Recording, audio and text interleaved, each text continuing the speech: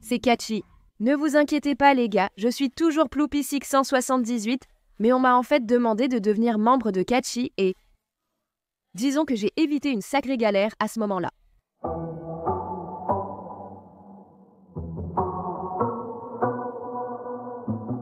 Je suis sûre que vous avez tous entendu parler de Catchy maintenant. Ils sont littéralement partout. Et donc, en fait, je parlais à l'un de mes youtubeurs préférés, Johnny. Bonjour, j'espère que vous allez bien. Merci beaucoup de lire ce message. Oui, je lui parlais de sa vidéo sur Catchy. Et quand il a appris qu'on m'avait demandé de devenir membre, il a dit que je devrais absolument faire une vidéo sur toute la situation. Et tu sais quoi, je suis d'accord. C'est pour ça que je suis là aujourd'hui. Et oui, je vais... Allez, on va balancer des infos. Où était ma tasse? C'est Catchy. Catchy est censé être le premier groupe de K-pop du Royaume-Uni et le groupe est composé de 4 membres, Nicole, Danny, Chuncho et Coco. 3 de ces membres faisaient en fait partie d'une plus grande équipe de danse de reprise de K-pop appelée Woojin. Woojin est une équipe de danse renommée au Royaume-Uni. Ils ont une chaîne YouTube assez importante et ils participent aussi à de nombreuses compétitions de reprise de danse.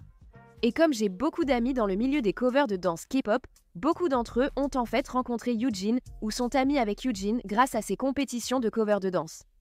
Et c'est grâce à eux que j'ai réalisé que j'avais en fait beaucoup de connaissances en commun avec Woojin et par extension avec les membres de Catchy. Je ne les ai jamais rencontrés en personne, mais j'ai toujours su qu'ils existaient et je suis presque sûre qu'ils savaient aussi que j'existais. D'accord, mais revenons à Catchy.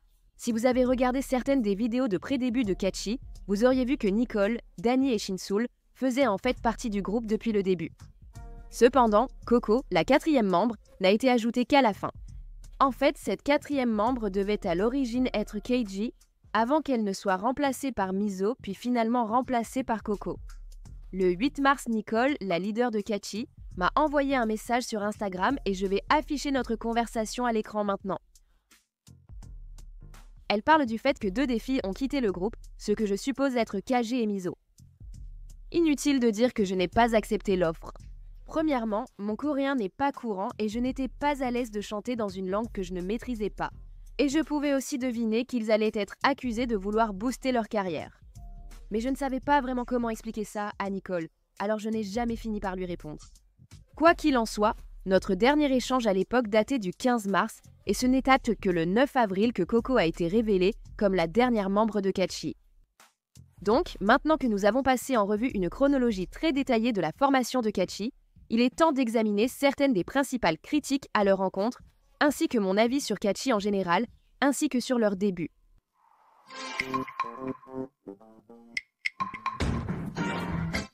Les accusations de choréabousse sont fréquentes. Je vois beaucoup de gens le dire. Dès qu'ils ont vu Catchy, ils ont vu 3 filles blanches, et leur esprit est tout de suite allé au fait qu'elles étaient forcément des choréabousses. Même si l'apparence de Catchy peut sembler étrange à beaucoup, je peux le comprendre. Nous voyons des idoles débuter dans des pays comme le Japon, la Thaïlande ou la Chine, et généralement ces personnes peuvent débuter comme idoles de K-pop sans trop de problèmes. Je ne pense pas que cela devrait être différent pour quiconque, simplement parce qu'ils peuvent avoir l'air un peu différents. Cependant, ce qui me pose problème, c'est le fait que la plupart des membres ne parlent pas coréen. Je trouve aussi vraiment étrange que leur principal argument de vente soit qu'ils sont le premier groupe de K-pop du Royaume-Uni. Je veux dire, c'est presque comme dire « là », spontanément. Une comparaison similaire serait si quelqu'un dirigeait une école d'art et que leur principal argument de vente était que c'est la première école d'art dirigée par des personnes sans diplôme en art. Ce n'est pas un argument de vente, mais plutôt un signal d'alarme. Je ne suis pas une experte en marketing, d'accord ? En tant que personne passant beaucoup de temps sur Internet, je pouvais facilement percevoir ces accusations de choréabou. Et si Pharaon Records avait simplement fait un peu plus d'études de marché, ils auraient vu que des citations similaires, soi-disant. Des idoles de la K-pop comme Holly London, EXP Edition et même Lana, qui d'ailleurs parle couramment coréen, ont fait face à des accusations similaires. J'ai du mal à croire que leur société de production n'a pas anticipé cela. Je suis un peu comme Hwasa de Mamamoo dans Catchy. Certaines personnes ont eu un problème avec l'extrait que je viens de passer, où Miso s'est présentée comme la Hwasa de Catchy. Dans ce cas, je pense que les gens ont été un peu injustes envers Miso et qu'ils ont sorti ses propos de leur contexte. Mais avant de cliquer sur « Je n'aime pas », Écoutez-moi. Disons, par exemple, que je me présente comme la sportive du groupe d'amis. Ça ne veut pas dire que je pense être la personne la plus sportive du monde, ou que si j'allais aux Jeux Olympiques, je gagnerais toutes les médailles d'or. Tout ce que cette affirmation signifie, c'est que parmi mon groupe d'amis auquel je me compare, je suis la plus sportive. C'est une comparaison relative, pas absolue, comme quand Miso dit qu'elle est la Hwasa de Kachi. Ça ne veut pas dire qu'elle pense être la prochaine Hwasa ou qu'elle est meilleure que Hwasa. Je trouve ça tellement drôle. Elle veut juste dire que parmi Kachi, c'est elle qui ressemble le plus à Hwasa. Donc je pense que c'est un peu exagéré de dire qu'elle a été irrespectueuse.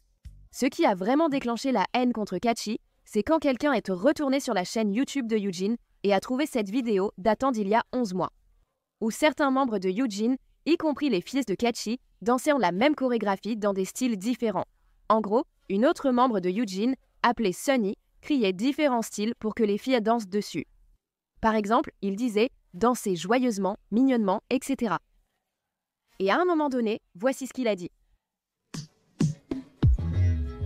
De nombreux Blinks étaient mécontents et Sunny a fini par présenter des excuses sur Instagram.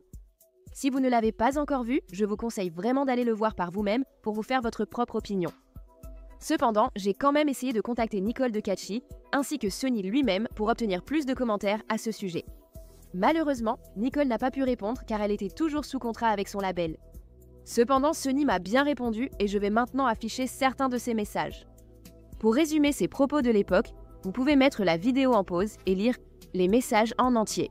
Il ne pensait pas vraiment que c'était grave parce qu'il respectait tous les artistes et apparemment, c'était censé être une blague. Et la vidéo était aussi en ligne sur leur chaîne depuis plus de 11 mois, mais personne n'en avait parlé. Avec le recul, il comprend en quoi ce commentaire était problématique. Et il a l'impression d'être principalement responsable de cette controverse puisqu'il est celui qui a fait ce commentaire. Il se sent mal pour les membres de Kachi qui reçoivent aussi beaucoup de haine. Avant de partager mes opinions sur ce sujet, je vois beaucoup de gens sur internet dire que Kachi sont celles qui ont insulté Jennie. Et, vous savez, je pense qu'il est important de préciser que même si Kachi ont participé à cette blague, ce ne sont pas elles qui ont réellement fait le commentaire original. Maintenant, d'un point de vue extérieur, il est très difficile de savoir quelles étaient leurs intentions lorsqu'elles ont fait cette soi-disant blague. Dans sa vidéo d'excuses, Sunny parle du fait qu'il est en réalité fan de Blackpink, et il dit aussi dans cette conversation qu'ils font régulièrement des reprises de Blackpink. Cependant, je ne pense pas que cela soit vraiment pertinent par rapport à ce problème. Cela peut être une opinion très impopulaire, mais je pense que les gens devraient avoir le droit d'avoir leurs propres opinions sur différents artistes. Même s'ils n'aimaient pas Blackpink et qu'ils pensaient que Jennie était une danseuse paresseuse, ils ont le droit de ressentir cela. Et ils auraient pas même pu l'exprimer en ligne, tant qu'ils le faisaient de manière constructive et respectueuse. Ça me paraît juste bizarre quand tu rappes et que tu es censé faire ces mouvements de main qui sont supposés avoir l'air naturels, alors qu'en réalité, ils sont chorégraphiés de façon stratégique.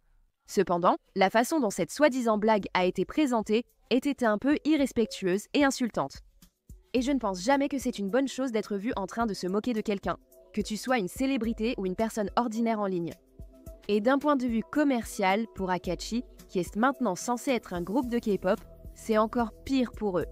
Le truc, c'est que l'industrie de la K-pop est très différente de l'industrie musicale ici en Occident, où l'on voit constamment des célébrités se clasher entre elles. Tu n'es pas mon coach parce que tu ne m'as jamais aidé à entrer dans cette carrière et je ne te ressemble en rien, donc moi je ne suis certainement pas ton fils. La Corée est encore un pays qui accorde beaucoup d'importance aux hiérarchies et au respect des personnes âgées. Et pour Kachi, un groupe qui n'avait même pas encore débuté à ce moment-là, être vu en train d'insulter une idole aussi senior que Jennie dans leur industrie est considéré comme très irrespectueux. Je ne sais pas si les membres de Kachi savaient à ce moment-là qu'elles allaient pour faire partie d'un groupe de K-pop. Mais malheureusement, c'est probablement un extrait qui va rester associé à Kachi pour le reste de leur carrière. Cependant, parfois, j'ai l'impression que les fans de K-pop vont aussi un peu trop loin. Encore une fois, je veux souligner que je comprends pourquoi les Blinks sont contrariés et je pense qu'il est tout à fait justifié s'ils ne veulent pas plus soutenir Kachi. Vous pouvez vous désabonner d'elles sur les réseaux sociaux, arrêter de regarder leurs clips et même laisser un commentaire pour leur dire pourquoi vous avez trouvé ce qui s'est passé très irrespectueux. Cependant, il n'y a absolument aucune raison d'aller jusqu'à proférer des menaces de mort, répandre de fausses rumeurs ou insulter l'apparence des membres. Cela peut être difficile à accepter, et honnêtement, cela va bien au-delà de cette situation. Mais intimider et harceler quelqu'un pour le faire taire ne changera pas votre opinion. C'est évident. Sunny affirme que Kachi respecte Blackpink, mais admet la possibilité qu'Elzards ait fait un commentaire irrespectueux. En intimidant et harcelant, vous leur avez fait retirer leurs propos et s'excuser. Néanmoins, les avis sur Jennie demeureraient inchangés. Et de la même manière, tu ne pourras jamais forcer tout le monde dans ce monde à être fan de ton idole préférée. Il y aura toujours des personnes qui auront des opinions complètement opposées aux tiennes, peu importe à quel point tu trouves cela injustifié, en prenant tous les commentaires négatifs contre ton idole préférée. Donc au final, tu ne fais qu'amener davantage de négativité dans ta vie. Et donc si tu fais partie de ces personnes qui sont encore vraiment outrées et qui laissent encore des commentaires haineux sur les pages de Kachi, je veux te poser cette question. Pourquoi perdre ton temps à t'exposer à quelque chose que tu détestes complètement alors que tu pourrais passer ce temps à faire des choses qui t'apportent de l'énergie positive et de la joie?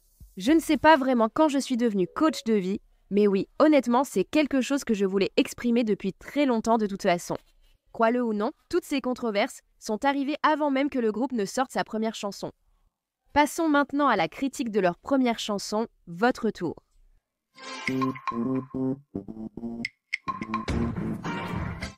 Au milieu de toutes les controverses et de la haine, le 29 avril, Kachi a enfin sorti son clip pour Votre tour. Globalement, je n'ai pas vraiment pensé que c'était un bon début et je parlerai de certaines de mes critiques plus tard. Cependant, je veux être juste envers les filles de Kachi. Et je voulais dire que ce clip n'est pas aussi terrible que certaines personnes le prétendent, il n'est clairement pas le pire clip qui existe. J'ai vu pire, disons-le simplement. Viens vers mon amour ombragé comme un rayon de soleil. J'ai aimé certains choix de style et quelques scènes by Théâtre est vraiment bien filmées. Je trouve aussi la chanson assez entraînante et avec beaucoup de potentiel. Néanmoins, la réalisation de la chanson n'était pas vraiment à la hauteur. Je ne suis pas une chanteuse professionnelle, donc je ne me sens pas à l'aise de juger leur voix, mais certaines lignes étaient clairement fausses. Je n'ai pas besoin de savoir. Peu importe comment elle s'appelle, la partie où elle chante, peu importe son nom, sonne vraiment faux. Le truc, c'est que même si, disons, elle n'a pas pu chanter ses notes juste pendant l'enregistrement, l'équipe de production aurait quand même dû s'en rendre compte après l'enregistrement et corriger ses notes. Ce qui m'a frappé en écoutant cette chanson, c'est que seulement 10 à 20% des paroles étaient réellement en coréen. Cette chanson aurait pu être chantée en anglais sans changer sa sonorité.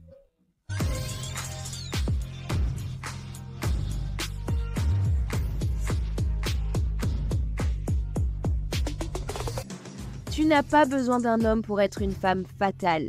Fais-moi tourner au bout de tes doigts, tu es mieux sans lui.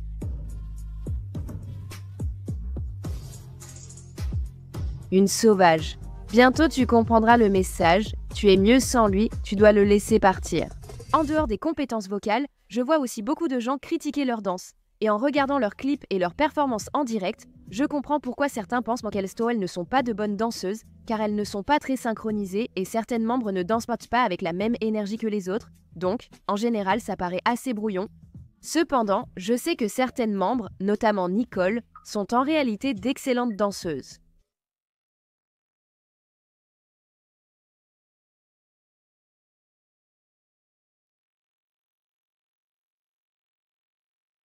Il est regrettable que ces compétences ne soient pas pleinement exploitées ici. Je pense que le problème ne vient pas forcément du niveau de danse de chaque membre, mais plutôt du fait qu'elles n'ont pas répété ensemble et qu'elles ne sont pas synchronisées. Et je crois, non en fait, je sais pertinemment que ce début a été vraiment précipité. Si tu te rappelles ma conversation avec Nicole quand elle tentait de me recruter. Elle a dit qu'ils allaient tourner leur clip vidéo en une semaine. À ce moment-là, je suppose que Coco n'était même pas encore membre parce qu'ils essayaient encore de me recruter. Donc je me dis que si Coco a rejoint. Après le 15 mars et ils tournaient une semaine plus tard, disons le 22 mars. Ça veut dire que Coco a eu moins d'une semaine pour s'entraîner avec les autres membres. Waouh, maintenant que j'y pense, c'est vraiment fou. Et quand on compare ça au groupe de K-pop typique qui passe généralement quelques mois à se préparer pour chaque comeback. En plus de tout le temps qu'elles ont passé à s'entraîner ensemble en tant que stagiaires, ce n'est pas surprenant que les performances de Kachi se soient déroulées comme elles l'ont fait. Vous savez, je tiens d'une certaine manière leur société de production responsable de ça.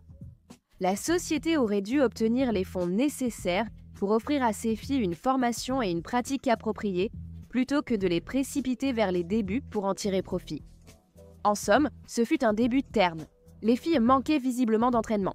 Ma corde, t'es ma chérie, alors ce soir je veux vraiment te voir bouger. Le début en général semblait précipité et à petit budget. Je ne dirais pas que c'était absolument terrible, mais en même temps, je ne dirais pas non plus que c'était bien. Je crois que cette vidéo a seulement attiré l'attention, car Catchy faisait déjà face à de nombreuses critiques.